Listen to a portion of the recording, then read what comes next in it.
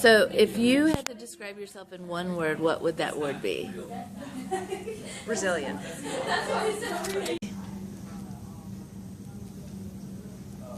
Grainy. Thurman, one word. It's been fun, but I just want to be able. Impossible. I'm not saying impossible is my word. It would just be impossible to describe all this in one word. What's your word? Patient. What's my word? C word. A C word. Funny. Funny. And so I always felt like super confident about the fact that I was funny. Pretty much anything else somebody could make me insecure about, whether it was being smart enough or motivated enough or a good enough mother or whatever. But if somebody was like, you're not really that funny, I would have just been like, whatever. Like that was the one thing I just knew that I was. But it never, and I remember the first time I went to DC stand-up was in Virginia Beach, and it was Charlie Wiener and the Wienerettes. I don't know if you... for that guy. Did he have did he have the puppets? No, it was just him and a guitar. I wonder if it's the same guy. He was the first guy to headline the jukebox in the autumn of 1990. Wow. This would have been right around then, but then, and maybe the puppets weren't maybe that was just like a part-time thing or whatever, but he not only had puppets that he would put on his hand, he had a puppet type in a wheelchair. And he somehow managed, it was like the funniest thing I ever saw. And so I loved stand-up, from, my sister went to kindergarten with Richard Pryor, and so, talk of Richard Pryor, I remember hearing his name from the time I was little and stories about him and, and Eddie Murphy. There weren't as many, there wasn't the Comedy Channel and there wasn't as much exposure, but those guys had the albums and that kind of stuff, and that George Carlin and I went to see George Carlin at the Civic Center when I was 19, and a friend of mine and I went, and I was dating this guy who I ended up marrying, and he was gonna go with me and then said he didn't feel good at the last minute, so I took my friend and we went, but then I decided at some point, because I was paranoid and insecure, that he really was just out fucking around. And he lived out towards Detweiler, and it was the middle of the winter, and so I was like, let's just go see if his car is there. So we drive out, sure enough his car is at his house or whatever, so I go down to the end of the road, and it was out where that Salvation Army camp is, and we go to turn around in the camp and got stuck in the snow, so I had to go to his house and wake him up to push me out of the snow, and, just basically admit that I was just checking to see if you were sleeping with somebody else, and he was like, no, you're all I can handle. And I'm like, I sure am, but I don't think that's how I meant it. So I always loved comedy, but it never occurred to me that the things that I just sat around and said and people laughed at, those are people I knew or whatever, but to get on the stage and say that, why would anybody give a shit? That didn't even make sense to me. Do you think going around the circle in NA meetings, talking to strangers, made you want to tell your story on stage? I don't think it made me want to tell it, but I think it made me aware that I said things in a way that people thought were funny, even when I was being serious. So that might have been part of it. And then one of the guys from NA was friends with Trey Mouter. Okay. And we went to see, who's the guy that Dan has his picture up on Facebook with all the time? Norm Macdonald. And before the show started, they were talking about Trey doing stand-up, and Rory was like, well, you should do the open mic, you're really funny. And so I was like, well, I'll go and watch, but I don't know that it's really something I want to do. Ladies and gentlemen, please give him a warm Peoria welcome. Billy Casey. Her? It's a her? Oh my God! I'm Gus. How do you do? Isn't it great having a man's name? Makes you feel powerful, like we've got penises or something, don't it? I give them back. Yeah. Rent to own. No. Billy Casey, ladies and gentlemen. Hi, I am Billy. I'm an addict. wrong room, right? It's just funny to see if somebody will go, "Hi, Billy," and then, they've like admitted to the world. First of all, I'm going to say that this is my first time doing this, and I was forced into it. So you are witnessing the comedy rape of a virgin. And I say that so if you don't think I'm funny, at least you'll feel bad for me. I thought I would be really nervous, but having something kind of big and black and phallic by my mouth has kind of made me feel more at home. So I appreciate this. I don't know if that was just for me, but I don't know if you had a smaller white one here last week, because I wasn't here. But No, I never ever made a conscious decision to do stand-up. Ever. It never occurred to me. But there was always comedy in my house, and there are huge chunks of my childhood that I just don't remember. And I've seen pictures of, and I feel like I have some memories, but I really just think that there are things I've heard or things I've seen pictures of or whatever. But the one actual memory I have with the whole, being able to feel the weather and hear the sounds of it, and is the day that I found out two things.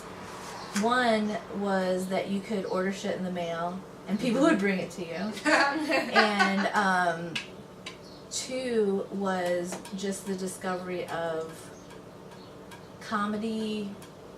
I really think it was the first thing I was aware of that I grew up listening to music, and then there was one day that my brother had ordered 40 Funky Hits, and it came in the mail, and we had this stereo, it's still in my house, that was the size of like a small coffin, not like a baby coffin, but like a normal person who isn't fat enough to need a bigger coffin size, I think. And I remember that, the mailman brought this package, and it was the first time I had seen the mailman bring a package. The mailman's name was Oliver. My dog didn't like him. I don't know if those things matter, but we took him in, opened it up. The cover of the album was hilarious. Bad Bad Leroy Brown was on there, and there was a picture of him, and they were like cartoons. I love that song, right? And Ahab the Arab, which I'm not even sure you could play that song anymore. They talk about, and then Ahab said, it's probably offensive, but that's that's the shit I was raised on. The Little Nash Rambler, the Little Nash Rambler is about this guy that's in a sports car, and there's this Little Nash Rambler that, is not like a cool car at all, and this guy in the sports car is talking about how this Nash Rambler is like gaining on him, and how uncool that makes him feel or whatever. And then they get up next to each other, and the Nash Rambler driver rolls down the window and is like, "Hey, how do you get this car out of second gear?"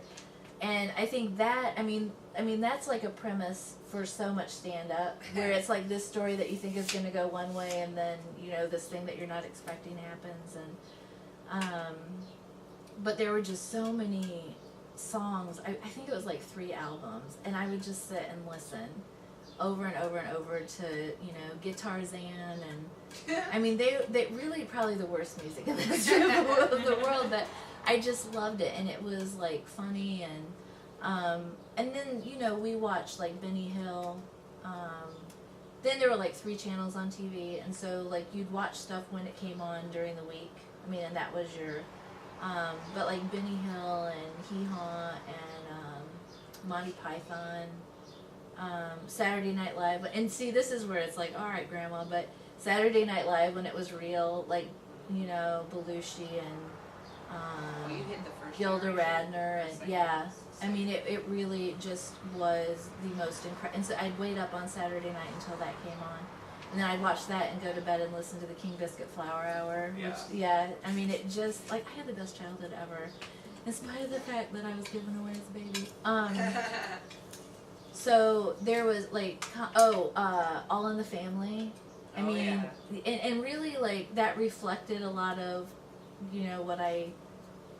what was going on in my house, because Archie Bunker was, like, a kind-hearted racist, and that's kind of what I grew up with, and it's really kind of funny that I had like these 2 blonde-haired, blue-eyed white kids just to lull my family into this false sense of security. And then I'm like, all right, hey, now I have a Mexican baby, And before, my dad would like talk shit about Mexicans and black people and gay people, and so I have this Mexican kid. So then he just has to like talk shit. Yeah, that's 40 Funky Hits. Oh, Ahab the Arab. There he is. His camel's name is Purple. His camel's name is Clyde. Oh, and the lady with the phone is "You talk too much. You worry me to death. You talk too much. You even worry my cat." That was a good one too. So is this a comedy album or song? It's a triple compilation album. Yeah, it's songs, Okay. but they're like the funniest things you. I mean, I'll just. show you the track listing. Bring it back. Okay. Shimmy Shimmy Cocoa Pop. Yeah. Short Fat Fanny. May the Bird of Paradise Fly Up Your Nose. Kooky Kooky Lend Me Your Comb. That's like the dumbest thing. I think that like embedded that it was fine. That and Marilyn Monroe like made me believe it was okay to be ridiculous. Let's see. Stranded in the Jungle, Guitarzan, Tutti Frutti, Sister Suki. Oh, Seven Little Girls. Yeah. Really, we should just play this and forget the rest of the talk and stuff. Oh my god. And yeah. It's seen on the Groove Tube. Oh yeah, the Groove Tube, girl. Dang. Oh yeah, the groove too. See you later, alligator. Ahab the Arab. I mean, yeah, you couldn't even say that stuff now. But it was a better time when we were all kind of... Oh, open mics are the best. They are delightful.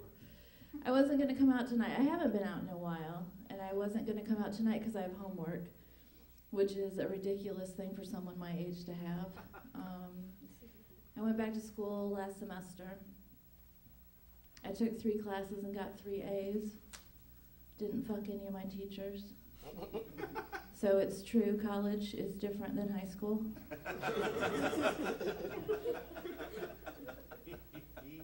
I thought going back to school would make me feel young. It doesn't. To be around all those young people. No, it doesn't. It just makes me feel old. Really, like the real old. Not the, I'm 34 and my dick doesn't work old.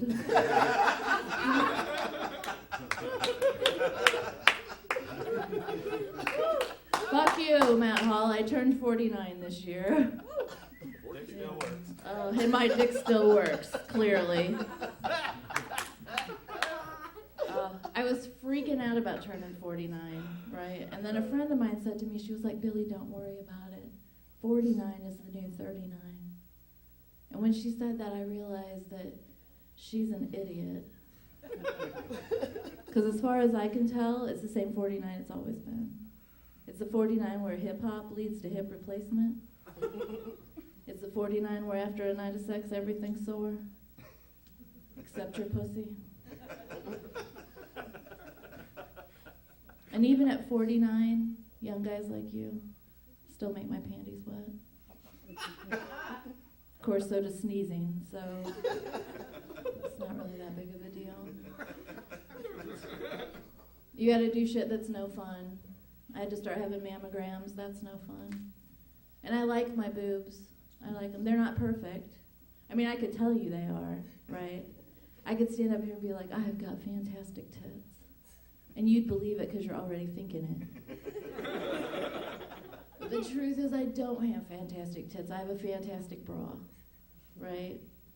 Because with the bra, you got this. Without the bra, National Geographic.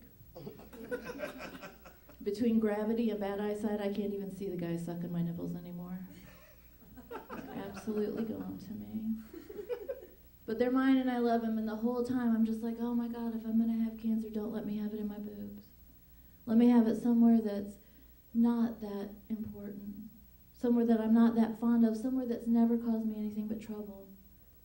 Somewhere like my dad would be a fabulous place for cancer.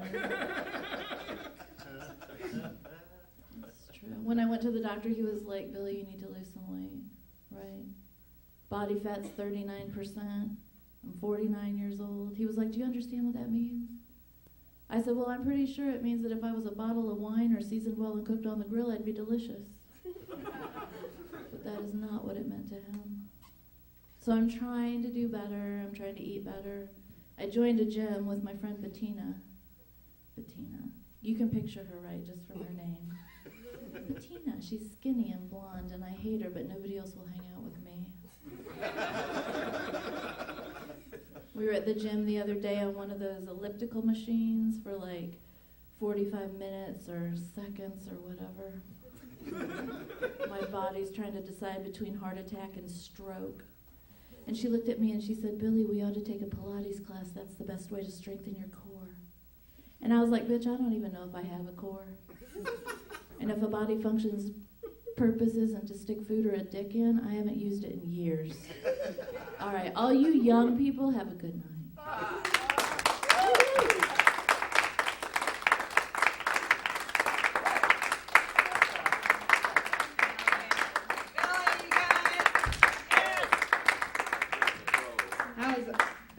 Aren't you glad? Aren't you? So you worked at a rehab center too? I did. I was a nurse. I was an RN for like 19 years. Then Really? I fucked that up with drugs. Well, it's just there. It's so hard. Like, Well, oh, goddamn. you know what's funny? And it's not like haha funny. I don't think drug abuse is funny. But there are funny things about it, just like with everything else. The whole, like, in high school and college and stuff, I think that it wasn't probably really out of control. And I think it was different. You know, I started high school in 79, and so the drugs were basically pot and speed. And, you know, there wasn't a lot of, you know, oh, what's in this? Or, I mean, it really was just pot and speed. And not that you can't fuck your life up with that, but I think it makes it harder. You know, you're not as likely to go crazy. And then I went through a period where I drank a lot, and, you know, I was really good at being slutty, and I don't know, Pablo Picasso said you're supposed to figure out what you're good at and share it. So I did that a lot. And then when I went to nursing school, I discovered opiates, and that was kind of the beginning of the end, but the end lasted like 20 years. You know, and sometimes it was better and sometimes it was worse or whatever, but it's really hard. I mean, you just maintain your life, and you kind of think that, I mean, when it gets to be like, I remember watching this episode of Oprah where she was like telling people the things to look for, like to see if you had a drinking problem, and one of the things was like if you drank in the morning, and I thought that, you know, it's not morning now, just I thought, like, what kind of dirtbag would, like, how low do you have to be to drink in the morning? But I would set my alarm for like a half hour before I had to get up and take like 4 Vicodin and then lay back down and then get up like after. But it never, like I grew up in an alcoholic house, and I think because I didn't drink and I didn't smell like alcohol, that it wasn't a problem. And in my mind, the rest of the world couldn't tell that. I think because I was so ridiculous, like it was more people thought I was on drugs after I was off drugs. They're just like, you're so much weirder than you used to be. I'm like, I know, it's great. What are you drinking? It's all right. Well, it's vodka water, but I added a splash of Crystal Light. Oh, why?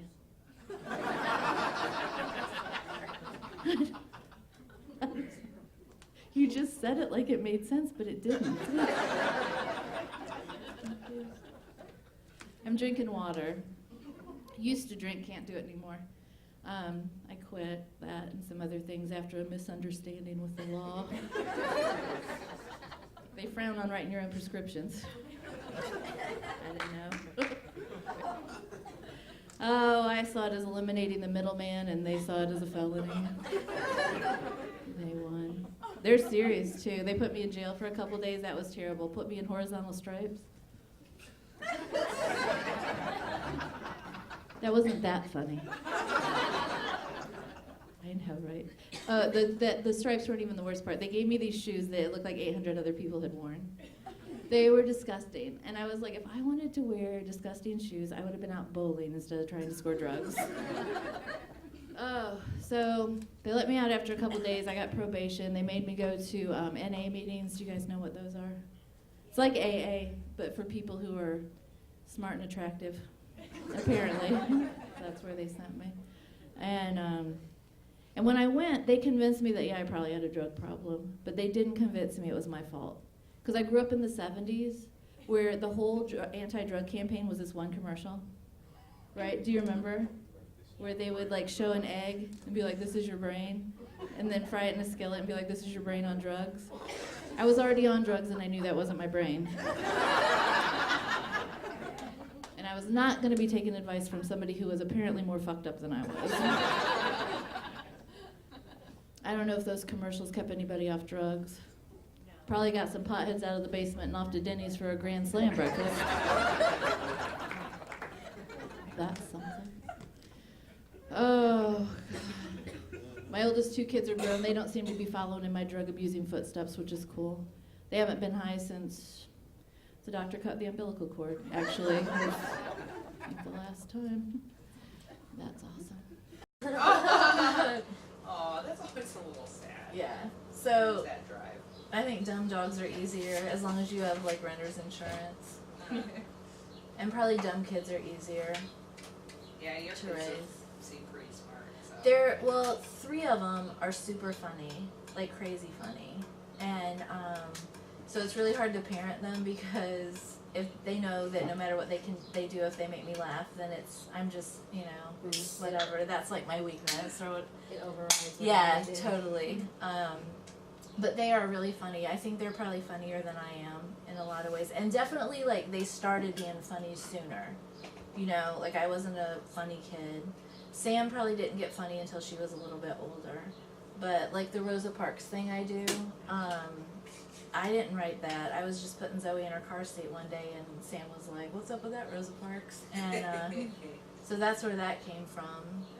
And Eli, his is more like facial expressions and his tone of voice. Like I'll get super exasperated and be like, Eli, and he's like, Billy,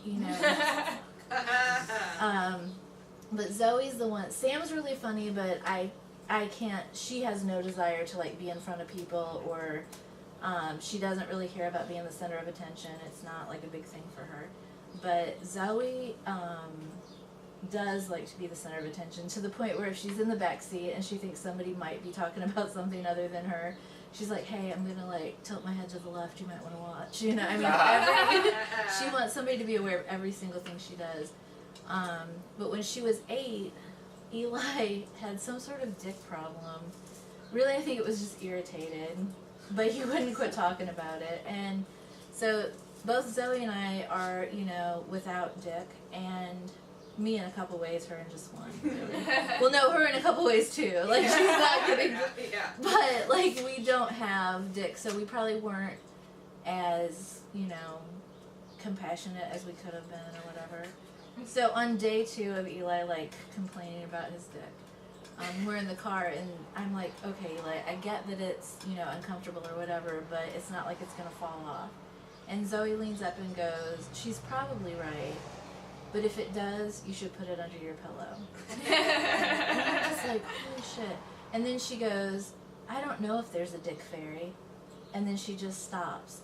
And part of me, like the tiny, tiny maternal part, wanted to be like, 8-year-old girls should not say dick. But the part that was like the best written, well-timed dick joke I've heard in, forever. So I was like super proud and wrote it in her baby book.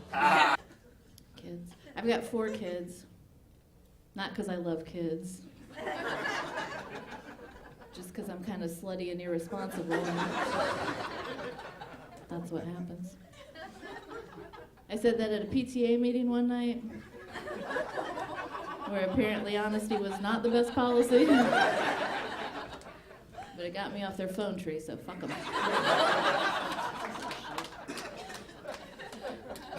Oh. 4 kids. Even with 4 kids, I'm absolutely pro-choice. I think abortion should be legal up to 18 years.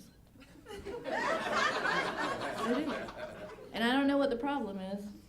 I don't know if it's moral or mechanical. Can they not build a vacuum big enough? I don't know. When they do, I'm hooking that fucker up to my house and sucking every one of those kids out. Make some face cream out of them.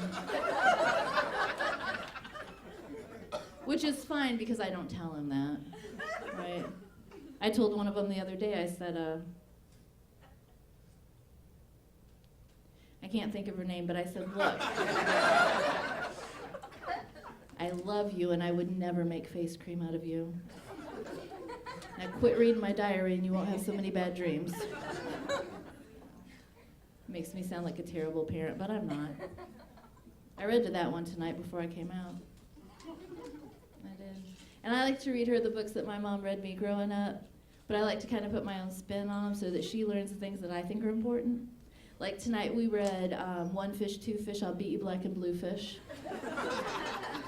About a little fish that didn't behave in school. And we read This Little Piggy Went to Market, This Little Piggy Stayed Home, This Little Piggy Developed a Smart Mouth and Ended Up in Foster Care. So she's learning. 4 kids, good Lord. Got kind of an Angelina Jolie thing going on. I do. My oldest 2 are white, next one's Mexican, little one's black. It's true. Angelina had to go all over the world for her multicolored kids. I got mine all from the comfort of my own back.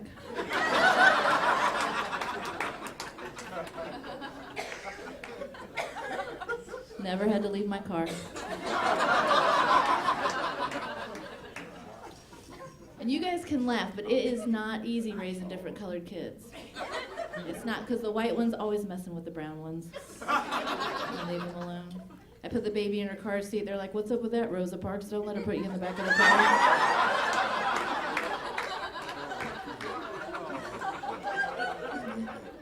The brown ones get in trouble. The white ones try to convince them it's racial profiling. I had to draw the line the other day, though. They called my Mexican kid a wetback. Yeah, that's not funny, is it? That's racism. I told those white kids, I said, racism's a crime, and crimes are for black people. And not only that, it wasn't accurate, because he's only half Mexican, so he's just a damp back.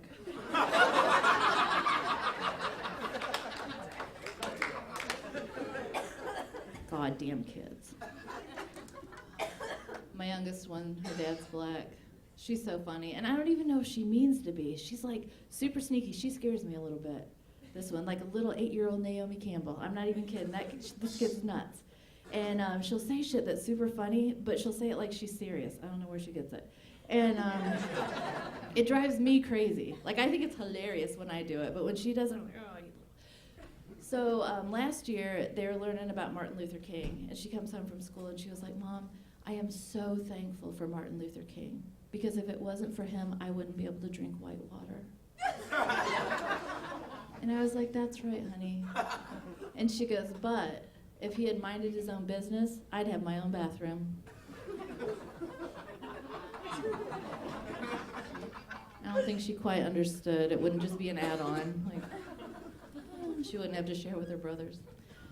Oh, she's so funny. My older kids, I couldn't tell you when they started walking or what their first words were, or even where they've been for the last 6 months.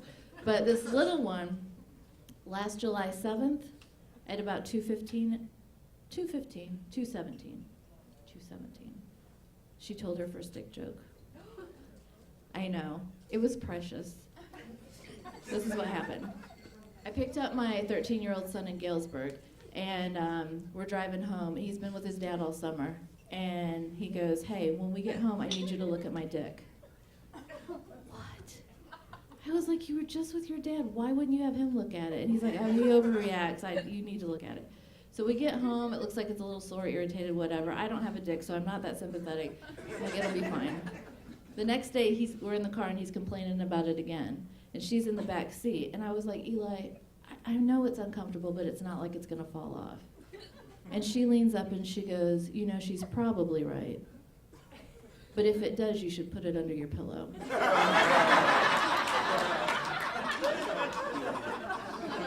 And then she waited exactly the right amount of time and said, I don't know if there's a dick fairy. She's precious. People think that because my last kid's black, that, you know, the whole, like, her dad's black, once you go black, you never go back. Whatever, I've been back and forth. I don't know what the fuck they're talking about. After a recent vibrator purchase, I'm pretty sure that once you go purple and dual speed, you won't be going anywhere. But it's not true. A couple weeks ago, a white guy asked me out, and I said yes. Of course, he assured me that he was black from the waist down. It sounded good.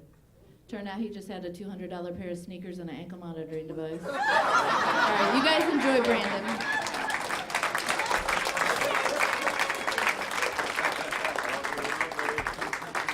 That's Billy Casey, everybody.